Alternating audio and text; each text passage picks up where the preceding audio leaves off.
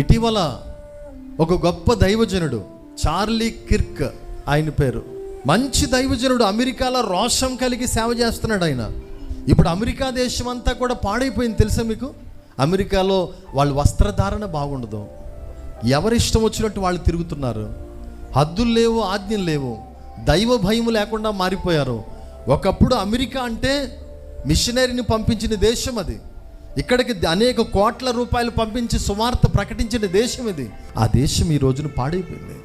అక్రమ సంబంధాలు పెట్టుకుని, పెళ్లి కాకముందే గర్భవతులు అయిపోయి, మగాళ్ళు పెళ్లి చేసుకుని, ఆడవాళ్ళు పెళ్లి చేసుకుని, అబ్బా దేశమంతా నాశనం అయిపోయిన పరిస్థితికి వచ్చేసింది. రోషం కలిగిన ఒక దైవజనుడు లేపబడ్డాడు అక్కడ, చార్లీ కిర్క్ అనేటువంటి ఆయన అద్భుతంగా వాక్యం చెప్పడం మొదలుపెట్టాడు.